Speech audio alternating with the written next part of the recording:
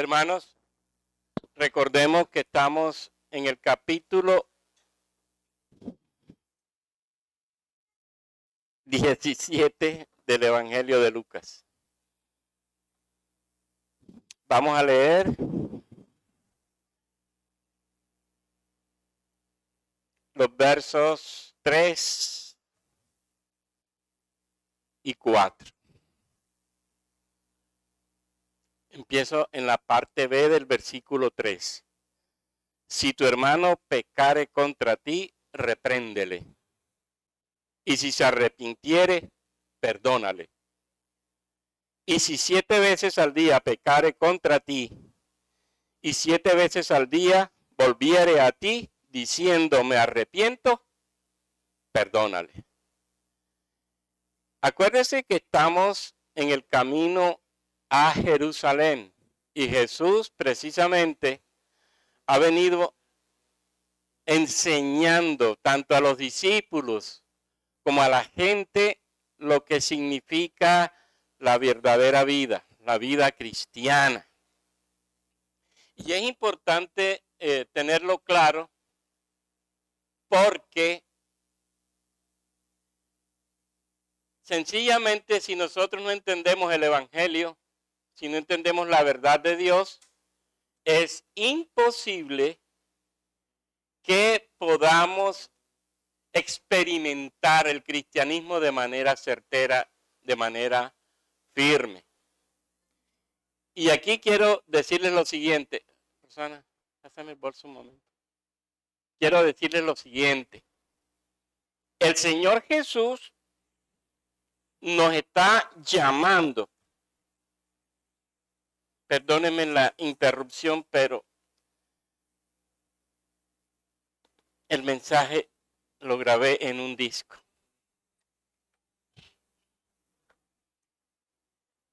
No está en ese computador.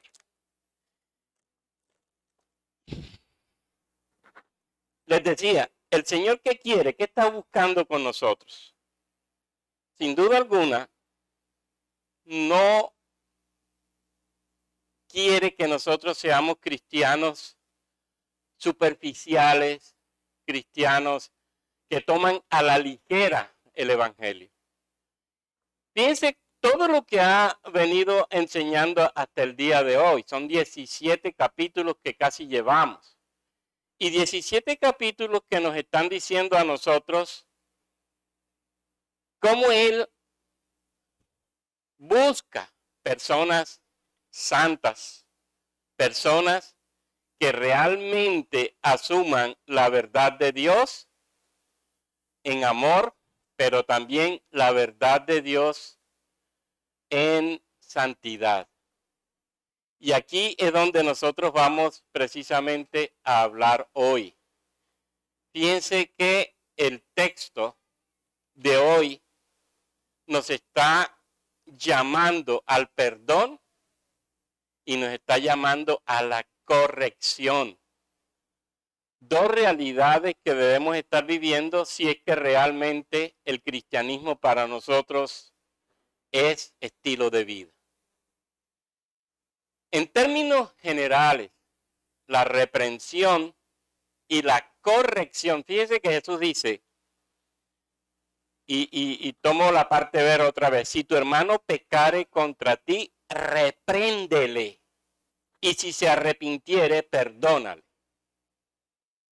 ¿Qué nos está mostrando aquí el texto? Nosotros necesitamos, sin duda alguna, aprender que como iglesia, y esto es una realidad que no podemos evadir, tenemos que estar preparados para enfrentar el pecado que el otro cometa y las fallas que las hermanas y los hermanos cometan. En teología se llama esto formación para la prevención del pecado en la iglesia. La iglesia orienta para la formación de nuestro carácter en Cristo con la única intención de que nosotros nos parezcamos a Cristo. Ahora, esto no solamente lo dice Lucas, lo dice también Mateo en el capítulo 18. La reprensión formativa implica señalar al otro el pecado para exhortarle, para llevarle al arrepentimiento y para que vuelva a la iglesia en la condición que Dios espera, en santidad, en la gracia. Ahora, este trabajo de amonestación severa y de reprensión puede terminar en disciplina, pero eso no lo vamos a ver hoy. Eso pudiera terminar en disciplina, pudiera terminar en expulsión del hermano de la iglesia y ser tratado a ese hermano, ya no sería hermano, sino un incrédulo más. Es lo que Jesús nos enseña. Entonces, tenemos un gran compromiso. El pecado del hermano, nuestro prójimo, con el que compartimos la fe, no debe sernos indiferente, porque ese pecado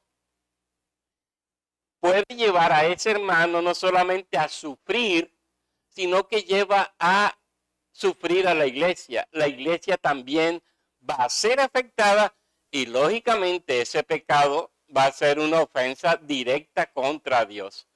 Tres afectaciones mejor del pecado. Para el hermano mismo, para la iglesia y lógicamente es contra Dios. A Dios no lo afecta, pero es contra Él. Por eso no podemos evitar la responsabilidad que tenemos de exhortar y reprender con responsabilidad. Fíjense que Lucas dice aquí, ve y repréndele. Y aquí vamos a entender que es algo exclusivo de la iglesia, no de pastores y de diáconos exclusivamente. Si cualquiera de la iglesia ve a un hermano en una situación de pecado, la respuesta incorrecta es reportar ese pecado a los líderes de la iglesia o a cualquier otra persona.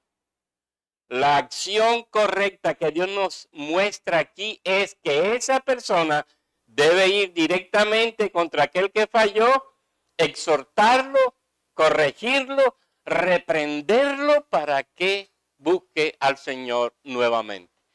Y lo va a decir también Mateo. Mateo nos va a decir, ve y repréndele, estando tú y él solos. Entonces, eso es claro.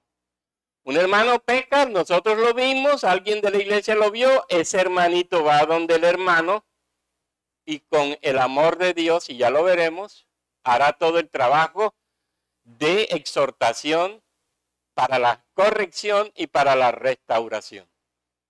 Lógicamente, es un trabajo que merece hacerse por lo que implica para aquel que cayó. Hay que salvarlo. La iglesia, acuérdese que está llamada precisamente a ser un equipo de rescate para aquellos hermanos que pecan. Ahora, fíjense que es un trabajo regulado por Dios y definido en las Escrituras. Y debe ser obedecido. No podemos evitar, los que vemos el pecado, no podemos evitar ir donde una persona que falló a corregirlo. No saquemos como excusa orar por el hermano que peca para no obedecer. Y esto es importante porque puede suceder.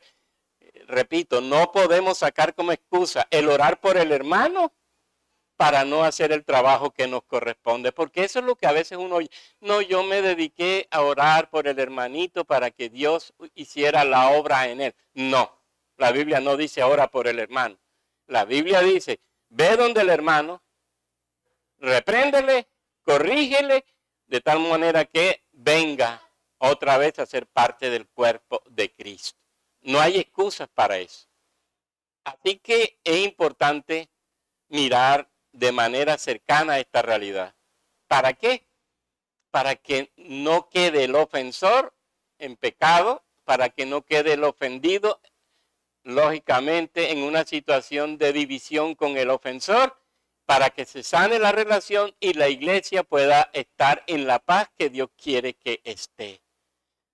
Todos los pecados que se vean en la iglesia justifican la corrección y la reprensión porque son pecados contra Dios, son pecados contra la iglesia, la afectan y afectan a aquellos que están implicados. Ahora, no podemos también, y esto es importante, dejar de decir lo siguiente. Aún los pecados que se cometen contra los no cristianos están sujetos a la exhortación y a la reprensión de la iglesia. Porque podemos decir, no, pero es que yo tuve un problema, fue con un incrédulo. No, con un incrédulo también tienes necesidad de arrepentirte, tienes necesidad de pedir perdón, porque eres causa de profanación del nombre de Cristo en el mundo. ¿Qué dirán aquellos ofendidos del mundo sobre tu actuación pecaminosa? Lógicamente, eso también tenemos que corregirlo.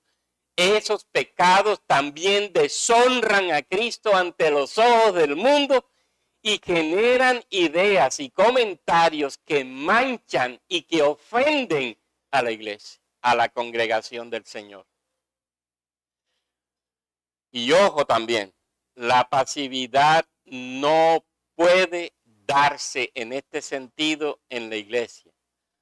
Porque, ¿qué sucede en la iglesia? Hay muchos hermanitos que por pasar de amorosos y por pasar, ay, es que voy a evitar un conflicto con aquel hermano, renuncia a su trabajo de exhortar y de corregir. Eso no lo podemos hacer porque está en juego la salvación del hermano, la situación espiritual del hermano y la salud de la iglesia. Eso está en juego. Y nosotros no podemos, lógicamente, permitirnos esa libertad de, por no ofender al hermanito, ¿o qué va a decir el hermanito de mí? Hasta me podría rechazar. Entonces no hacemos el trabajo. Acuérdate, cuando hay pecado en la iglesia y tú lo ves, Dios te ha dado la orden. Dios te ha dado la autoridad para meterte en la vida del hermano, aunque a ese hermano no le guste. Porque es que eso, hay hermanitos que pueden darte esa respuesta. Hermano, y es que usted también no ha pensado que es pecador, y usted cómo me va a corregir. Sí, claro, somos pecadores. Y como pecadores nos presentamos ante el otro con conciencia de pecado, pero con conciencia de lo que significa el pecado para nosotros mismos y para la iglesia, y por eso hacemos ese trabajo. Y lo hacemos con valentía y lo hacemos para gloria de Dios. Nosotros tenemos la autoridad de Dios para meternos en la vida del hermano cuando de pecado se trata. Y no lo puedes impedir, no lo podemos impedir. Acuérdate lo que dice Santiago. Si alguno de vosotros se ha extraviado de la verdad y alguno le hace volver, sepa que el que haga volver al pecador del error de su camino, salvará de muerte un alma y cubrirá multitud de pecados. Salvará a la iglesia de esa situación que la corrompe, que la daña. Así que lo primero que el Señor nos está diciendo aquí es, y es contundente, fíjense cómo lo dice: si tu hermano pecare contra ti, repréndele. Y fíjense que en este caso hay una situación que es personal, pero esto trasciende lo personal, porque también puede ser contra otro. Y no podemos tampoco dejar eso en manos del destino, que pudiera pasar si yo no intervengo. No, no podemos. Si el hermano peca contra mí, yo estoy en la necesidad de ir donde el hermano y llamarle la atención y exhortarlo para corrección y restauración. Y si el hermano peca contra otro y yo me doy cuenta, también haré lo mismo. Eso es lo que la Biblia nos enseña. Aunque Lucas aquí es específico contra mí. Pero eso no implica que no pueda hacer ese trabajo contra otro, como dije ahora, contra otro que pertenezca a la iglesia. ¿Qué se busca? Que haya arrepentimiento, que haya perdón y que lógicamente haya reconciliación y lógicamente la restauración verdadera de ese hermano hacia la iglesia. Miren que esto rompe con la ley del talión, ojo por ojo, diente por diente. El perdón nos deja a nosotros con un corazón como el de Dios. Miren qué hermoso es. Si hay alguna forma de imitar a Dios de una manera hermosa, es asumiendo el perdón en nuestra vida. Si hay algo que nos lleva a parecernos a Dios de una manera espectacular, grandiosa, es perdonando en nuestra vida. Y por eso tener un corazón abierto para el perdón es lo que más debiéramos anhelar para así identificarnos con Dios en nuestra vida. Y no solamente en ese aspecto, lógicamente, si yo perdono es porque amo. Nadie que no ame, perdona. Y fíjense que la cualidad de Dios es suprema en ese sentido. Ama. Ama. Y Dios nos está llamando también al amor porque nos ha dado espíritu de amor. Y como con espíritu de amor y con la obediencia que debemos tener para el perdón, simplemente lo hacemos porque podemos. Si nosotros no tuviéramos el Espíritu Santo en nuestra vida, no pudiéramos perdonar. Pero ningún creyente verdadero, ningún cristiano verdadero podrá jamás decir que no puede perdonar, porque de Dios ha recibido toda la capacidad y todo el poder para hacerlo. Lo demás sería una excusa tonta para no hacer la voluntad de Dios. ¿Podemos perdonar los cristianos? Sí. ¿Y debemos y tenemos que hacerlo? Sí. ¿Contra quién? Contra todo aquel que nos ofenda, contra todo aquel que nos haga daño, contra cualquier tipo de pecado que aparezca contra nosotros y contra cualquier tipo de pecado que aparezca entre hermanos dentro de la iglesia. Que nos quede claro eso. Repito, el perdón rompe con la lógica de la venganza. Ley del talión, acuérdese. Ahora, es interesante la situación que nos presenta Pablo en la iglesia de Corinto, ¿verdad? Las cortes externas para solucionar problemas de la iglesia y en la iglesia. Cuando la Biblia nos está diciendo que la autoridad más alta en la tierra en lo que se refiere a asuntos de pecado, para ser intervenidos y juzgados se llama iglesia. Pablo dice en Corintios 1:2, primera carta, ¿osa alguno de vosotros cuando tiene algo contra otro ir a juicio delante de los injustos y no delante de los santos? Y aunque la frase es amplia, puede implicarse también una situación pecaminosa. No quiere decir que nosotros no podamos arreglar una situación de pecado dentro de la iglesia. Al contrario, la iglesia es el organismo de Dios autorizada para solucionar este tipo de problemas. No tengo necesidad de estar buscando a nadie afuera para solucionar este problema.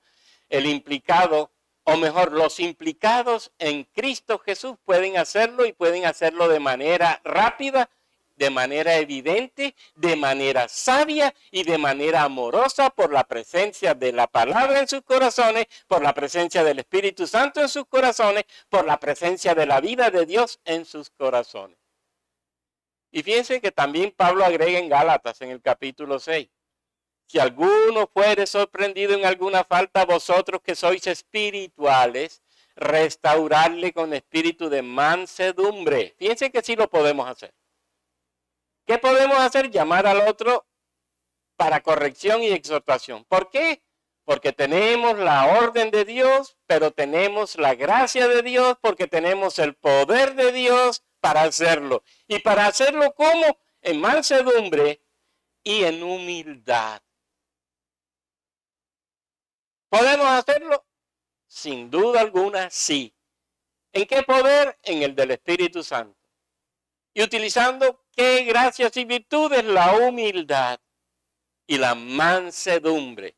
Y todo con el único fin de ¿qué? De tener en la iglesia la verdadera comunión, la verdadera relación entre creyentes, de modo que desaparezca cualquier espíritu de división dentro de ella. Jamás la iglesia debe respirar división.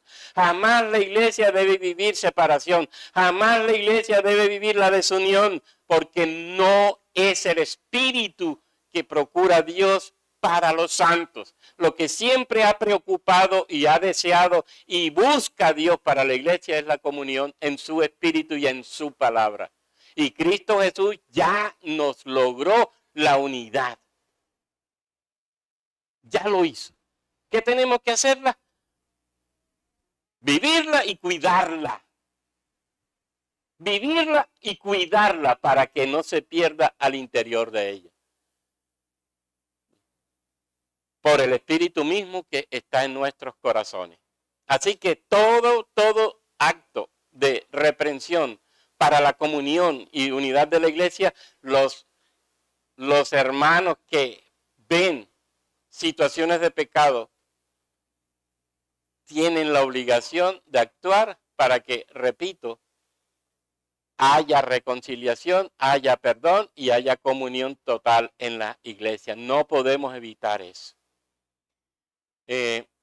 Si algo significa el perdón es que es una respuesta hermosa de una persona cristiana a la injusticia que se ha cometido contra ella, pero que lleva a la reconciliación y al amor, a la recuperación del amor o a la experiencia de la continuación del amor entre las personas.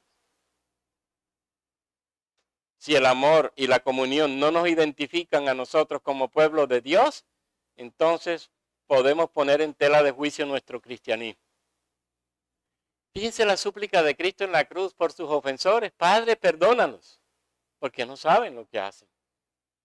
Fíjense que el perdón es un rechazo a la venganza, a la represalia. ¿Qué tal si Cristo en la cruz se hubiera vengado de los que lo estaban asesinando? No hubiéramos nosotros gozado de la vida. Y por eso, ¿qué más que el perdón para transmitir vida? Vida al otro y vida a uno mismo, porque llega la paz y llega la tranquilidad a nuestro ser interior. Desde hace rato el Señor nos enseña eso. Isaías dice en 43:25, yo soy el que borro tus rebeliones por amor de mí mismo, y no me acordaré de tus pecados, pues tendré misericordia de sus iniquidades y nunca más me acordaré de sus pecados. ¿Cómo nos trata Dios si no con misericordia? ¿Cómo nos trata Dios si no con ternura? ¿Cómo nos trata Dios si no perdonándonos? ¿Y cómo no hacerlo de Dios si Él ha hecho tan grande obra en nosotros para darnos la vida? Era lo que les decía en la escuela dominical. Si yo no soy capaz de vivir en santidad por la grandeza de la gracia, yo no he entendido la gracia. Si yo no soy capaz de vivir en el perdón, en la grandeza del perdón, por la grandeza de la gracia, yo tampoco he entendido la gracia. No la he entendido, no he entendido la obra de Cristo, no he entendido el Evangelio. Por eso qué hermoso es saber que nosotros estamos llamados a imitar a Cristo para glorificarle y particularmente amando y perdonando. Esa es la primera tarea. ¿Viste el pecado? Vi el pecado. Vamos enseguida y actuamos en amor y actuamos en humildad para llevar a ese hermano, a esa hermana a la reconciliación y a la paz dentro de la iglesia, de modo que permanezca como pueblo de Dios, siendo hija de Dios, hijo de Dios, para gloria de Dios. Así que tú y yo tenemos esa primera tarea.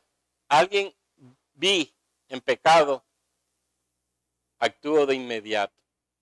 No tengo por qué proclamar lo que la persona hizo en ninguna parte ni con nadie. fíjese que eso queda en el secreto de las dos personas y no trasciende. Si eso trasciende es porque le estás dando rienda suelta a algo que te gusta hacer. Chismosear. El chisme no es más que la respuesta de un corazón que ama todavía el pecado y que quiere hacer daño. Cuando un corazón está en Dios, el chisme se va, el chisme desaparece. ¿Y qué queda? Un corazón santo que lo que procura es el bien del otro, la santidad del otro, la comunión del otro para la iglesia. Fuera el chisme y fuera los feos comentarios en la iglesia, por lo que somos, pueblo de Dios, que tiene como fundamento la palabra de Dios y que tiene en su corazón el poder del Espíritu Santo. Si eso no es suficiente para nosotros, no echar el chisme y el pecado de nosotros, entonces se equivocó Dios.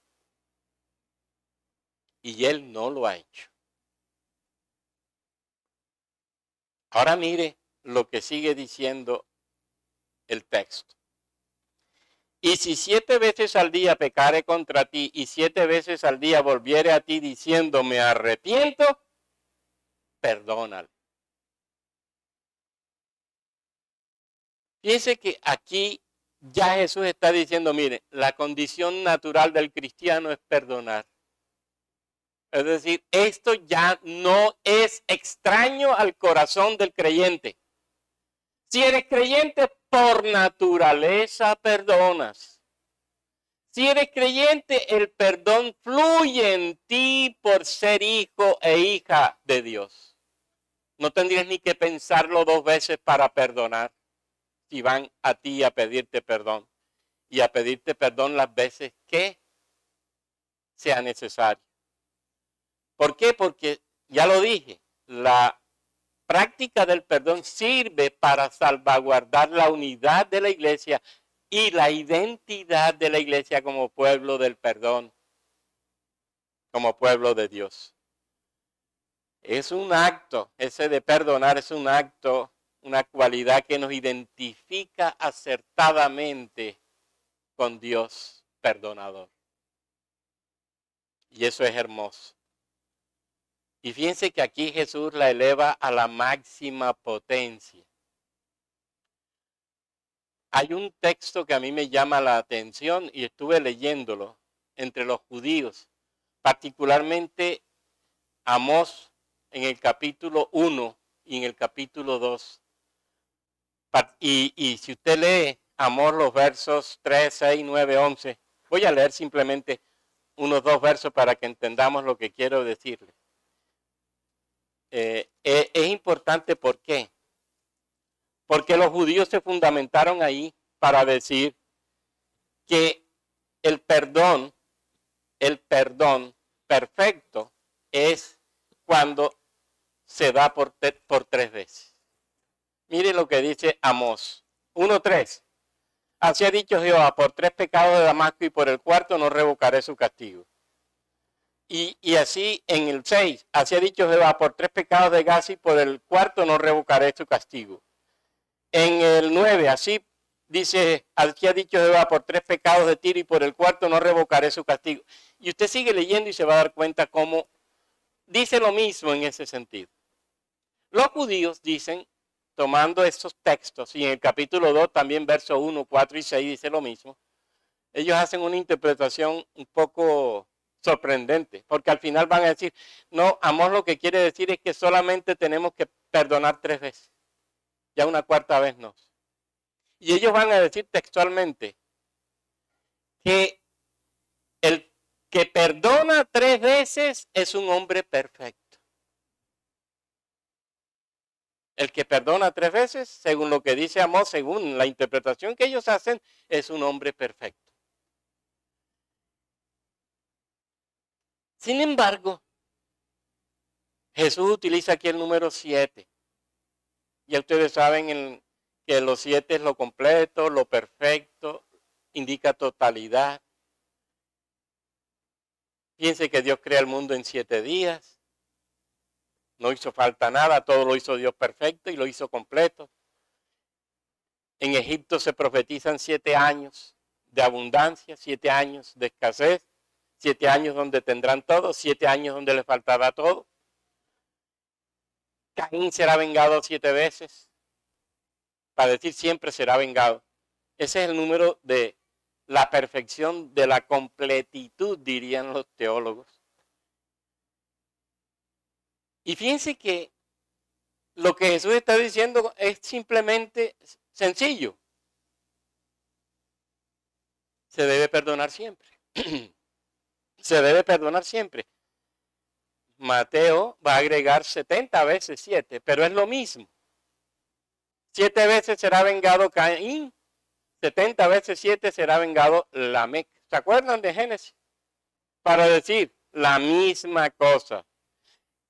Lamec será vengado y tan vengado como Caín. Siempre, siempre. ¿Qué quiere Jesús entonces decirnos? Porque algunos quieren hacer diferencia entre 70 veces 7 y 7 veces.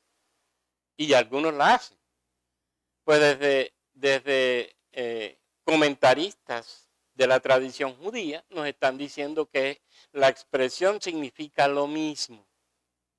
Y lo que Jesús está haciendo con esta verdad, y es una interpretación hermosa, no voy a entrar en detalle, pero ellos nos dicen el aumento inexorable de la violencia, al aumento inexorable de la violencia, Dios opone el aumento generoso y paralelo y antagónico del perdón. Eso es lo que en últimas se está transmitiendo en este mensaje que Dios nos da. Y eso lo consideraban ellos una ley de vida. Para que la muerte no triunfe de ninguna manera, el perdón debe ser persistente, debe ser común, debe ser abundante. Así desaparecerá, decían ellos, el espiral de la venganza y la violencia.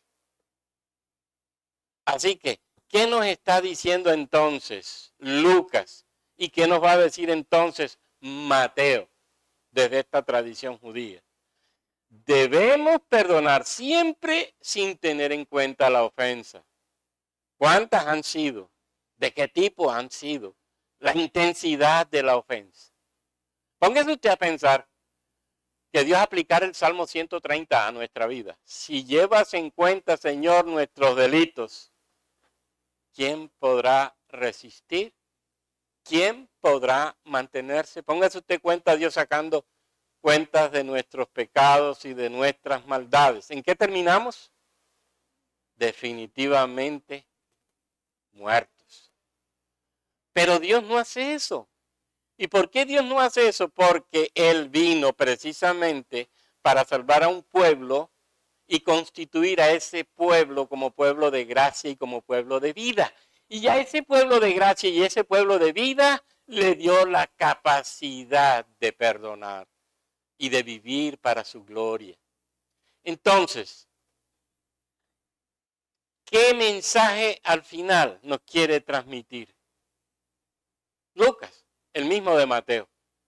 El pueblo de Dios está constituido por un grupo de personas que han sido salvas, que han sido regeneradas, que tienen la presencia del Espíritu, por lo tanto la capacidad para perdonar, y en esa capacidad para perdonar deben hacerlo siempre.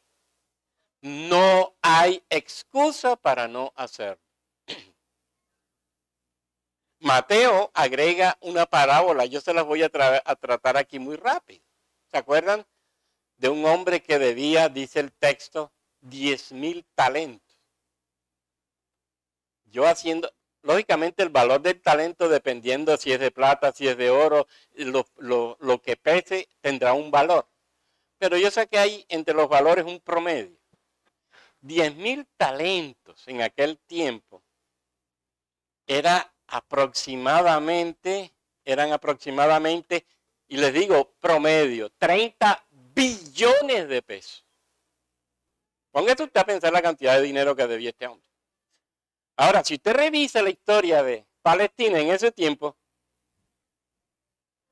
¿cuánto pagaba Palestina a Roma? 600 talentos. Es decir, lo que este hombre debía sobrepasaba la deuda externa de Palestina y la sobrepasaba en gran cantidad. Piénselo, de 30 billones de pesos a 600 talentos. Figúrese, de 10.000 talentos a 600 talentos, la diferencia es grandiosa. Este hombre debía mucha plata. Y como dice la Biblia, era una deuda impagable. Una deuda impagable. Esa era nuestra deuda con Dios. Impagable. Nosotros no teníamos capacidad para pagar la deuda que teníamos con Dios por nuestro pecado y por nuestra maldad.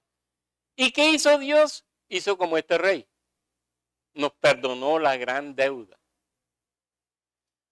Pero ese que fue perdonado en la parábola, que solamente le debían 100 denarios, un promedio 6 millones de pesos.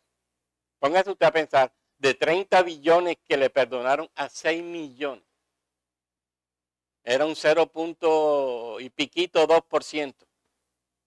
Es decir, no llegaba ni al 1% lo que él debía de la gran deuda del otro. Y este no quiso perdonar la deuda. Y lo metieron a la cárcel. Miren el caso que nos presenta. Un Dios perdonador que nos da ejemplo de perdón, pero una persona que no entiende a Dios ni entiende lo que significa el perdón para vida. Y allí el que no perdona tendrá sus consecuencias. Y esto es lo grave de no perdonar. No perdonar implica recibir de Dios una recompensa negativa, una sanción, lógicamente, que no nos va a gustar. No nos va a gustar porque si Él perdonó nuestra deuda impagable, ¿cómo nosotros no perdonar algo que sí podemos perdonar? Cualquiera sea el pecado que cometan contra nosotros. Cualquiera sea el pecado que cometan contra nosotros. Nunca será mayor al pecado que nosotros cometimos contra Dios. Y por eso Lucas nos está enseñando, inspirado por el Espíritu Santo, cómo Jesús quiere que tengamos muy claro que el perdón para el cristiano es un estilo de vida, hace parte de su estilo de vida. El perdón es ineludible, el perdón es inevitable. El cristiano perdona tal como Cristo lo hizo. Y por eso, aprendamos a perdonar a aquellos que nos ofenden con ofensas mucho menos graves que las nuestras. ¿Entendimos eso, verdad? He ahí el mensaje de Dios para nosotros hoy. No es que nosotros con el perdón neguemos y escondamos el mal, no. Lo que hacemos es reconocer el mal, pero perdonar. Perdonar. Somos creados a imagen y semejanza de Dios. Y nosotros en Dios y por ser un pueblo que tiene su corazón, el corazón de Dios mismo, está hecho para perdonar. No puede ser de otra manera. No perdonar a otros es grave. El que no perdona, ya se lo dije, sufrirá el castigo de Dios como el que sufrió aquel que no perdonó la deuda en Mateo 18. Si perdonáis a los hombres sus ofensas, Dios os perdonará también las de ustedes. Mas si no perdonáis a los hombres sus ofensas, tampoco vuestro Padre os perdonará vuestras ofensas. Y eso sí que es grave para nosotros. Ahora, mire esto. No perdonar no solamente implica que nosotros vamos a recibir unas consecuencias serias de parte de Dios. Pero no perdonar me hace a mí una persona no apta para la adoración. Si traes tu ofrenda al altar y allí te acuerdas de que tu hermano tiene algo contra ti, deja allí tu ofrenda delante del altar y anda, reconcíliate primero con tu hermano y entonces ven y presenta tu ofrenda. ¿Cómo adorar a Dios con ofrenda si estoy en pelea y en división con mi hermano? ¿Cómo? No puedo. ¿Cómo venir con tranquilidad de conciencia al templo a adorar si tengo aquí dentro de mis hermanos uno que está en pleito conmigo? Y póngase usted a pensar, la cosa en la Santa Cena se vuelve todavía más crítica, porque se supone que en la Cena del Señor lo que le estamos diciendo a Dios es: estamos en comunión, estamos en paz, estamos en amor, estamos unidos. Póngase a pensar en eso. Es lo que hacemos cuando venimos a adorar. Esta es una forma de decirle a Dios: te amamos y estamos en comunión. Eso significa que aquí no hay nadie, absolutamente nadie, que esté en pelea con otro de aquí mismo y de ninguna otra parte. Porque si estás en pelea y en división con otro y estás en pecado en división con otro, hermanos y hermanas, estamos en problemas. Nuestra adoración por Dios es puesta en tela de juicio. Primero ve y preséntate ante el hermano y reconcíliate y luego ven a adorar. No me hace apto el no perdonar para adorar. Por eso, antes de ir a adorar, antes de venir al templo a adorar a Dios, a glorificar a Dios, a aprender de Dios, a oír de Dios, a orar a Dios, reconcíliate. Reconcíliate. Perdona. Y fíjense que no perdonar usurpa la autoridad de Dios. No os venguéis vosotros mismos, amados míos. Dejad lugar a la ira de Dios, porque está escrito: la venganza es mía, yo pagaré, dice el Señor.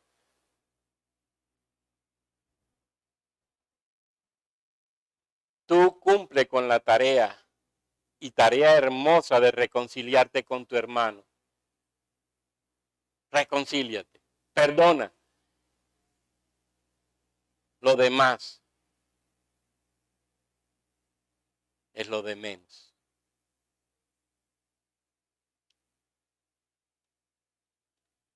Dios me está diciendo que no debo negarme jamás para perdonar a un creyente, a otra persona. No perdonar me descalifica a mí como creyente. Me descalifica de inmediato. Yo estoy oyendo de Dios algo tan importante como esto: Jaime, no estás autorizado para estar en pelea con el otro, para tomar represalias contra el otro, para asumir actitudes negativas contra el otro. Jaime, no estás autorizado. Los creyentes no estamos autorizados por Dios para asumir la negativa de no perdonar. La negativa de perdonar, perdón. Así que no perdonar, ¿qué dice? Me descalifico como cristiano. No perdonar, ¿qué dice? Estoy tomando el lugar de Dios. No perdonar, ¿qué dice? Estoy en riesgo de sufrir de Dios su ira. De alguna manera.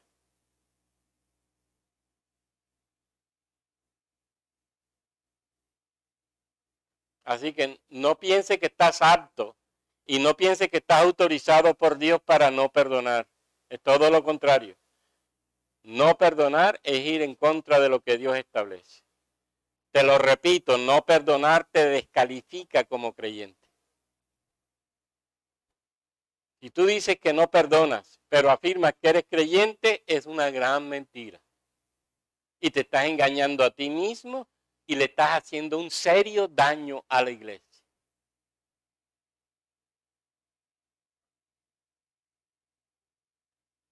Póngase a pensar si fuimos nosotros perdonados de una deuda impagable.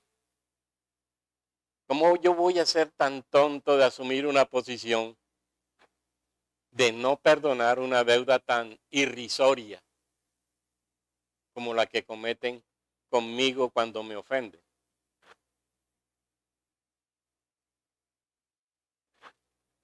Todo pecado contra nosotros debe ser absolutamente perdonado.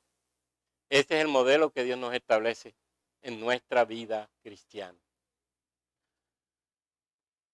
Fíjese esto y pensemos un poco en esta realidad. Si nosotros los cristianos rehusamos perdonar y peor aún, guardamos rencor por lo que nos han hecho, hemos perdido de vista el precio y el sentido de nuestra salvación, de la obra de Cristo en la cruz. Hemos perdido el sentido de lo que Cristo hizo por nosotros. Mire esto, para nosotros realmente vivir como Cristo quiere, la única manera está en nuestra conversión.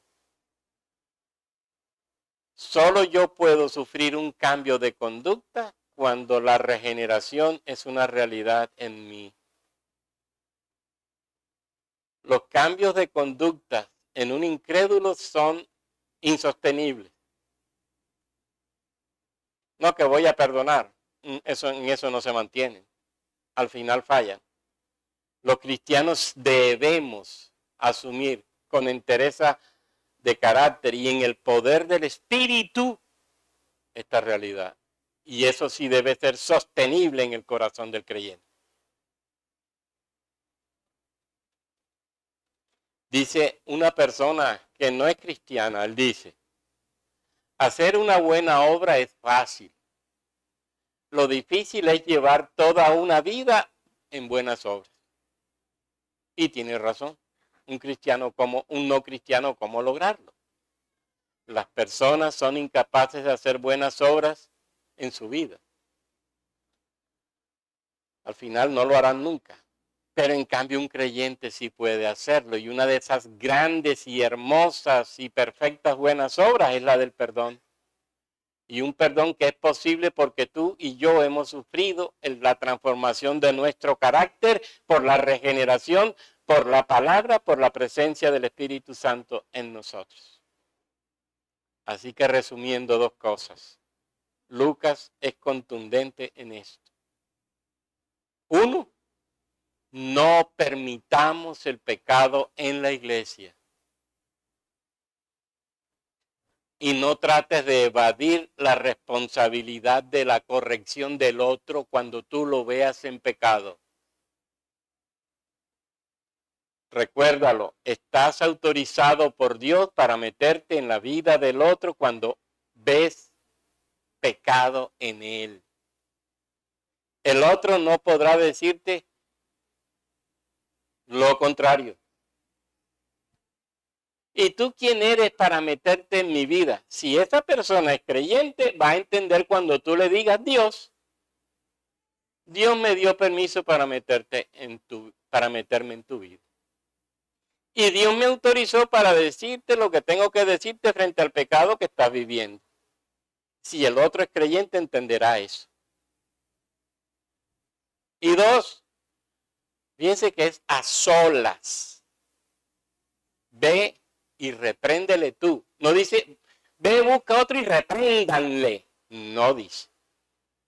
Mateo dice también claramente, ve y repréndele estando tú y él solo.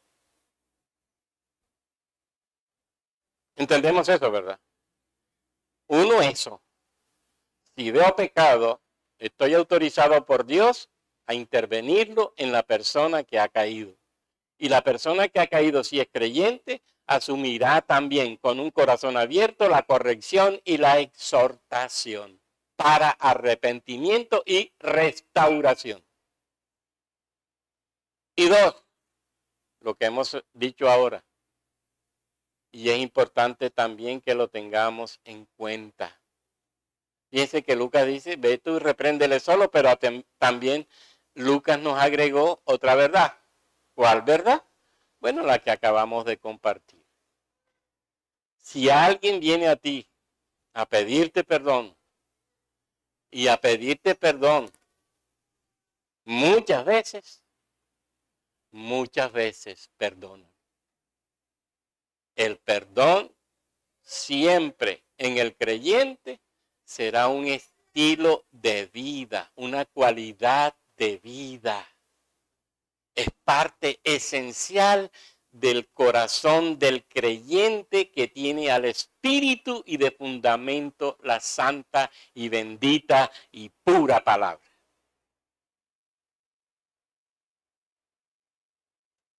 Ve y perdónalo. Y fíjese que dice, y si viene 7 veces perdónalo, para decirnos, Lucas, ¿qué? Perdónalo siempre. Perdónalo 7 veces siempre. Y alguien llamó el sermón, perdónalo 70 veces siempre. Con una interpretación también un poco más, pero la realidad es la misma. Lucas está usando la tradición judía básica. No está en contra de lo que dice Mateo. Perdón siempre. No hay excusa para no perdonar. No hay razones para no perdonar. No hay justificaciones para no perdonar. Que no se nos olviden esas dos verdades, hermano. 1, perdona siempre. Y 2, no rehuyas la responsabilidad de corregir al que peca. Y que sea el Espíritu Santo afirmando esta verdad en nuestros corazones para cumplir con la tarea que nos corresponde, de modo que la iglesia permanezca en comunión y en santidad. Y al Dios Trino y al Dios Uno, gloria y honra y alabanza por siempre. Amén. Padre nuestro que estás en el cielo, Dios todopoderoso y eterno, te alabamos y te bendecimos en esta mañana por esta palabra tuya. Como siempre, viva, eficaz, cortante como espada de 2 filos, que realmente penetra hasta lo más profundo de nuestro corazón y lo abre y lo deja al descubierto, mostrando nuestras intenciones y todo lo que allí hay. Gracias por tu palabra, Señor, que nos descubre y nos pone abiertamente ante ti, para que nos demos cuenta cuánta maldad puede haber en nosotros y de cuántas cosas tenemos que arrepentirnos y dejarlas para santificarnos en ti. Ayúdanos, Padre, a ser responsables en la tarea que tenemos de corregir, de reprender al que peca para su restauración. Y del que peca en la iglesia y del que peca contra nosotros. Pero también ayúdanos, Padre, para nosotros ser conscientes de que el perdón en el creyente es para siempre. Debo y debemos perdonar siempre, así como tú lo haces y lo has hecho y lo hiciste por nosotros. Oh, gloria al Padre y gloria al Hijo y gloria al Espíritu Santo. Amén.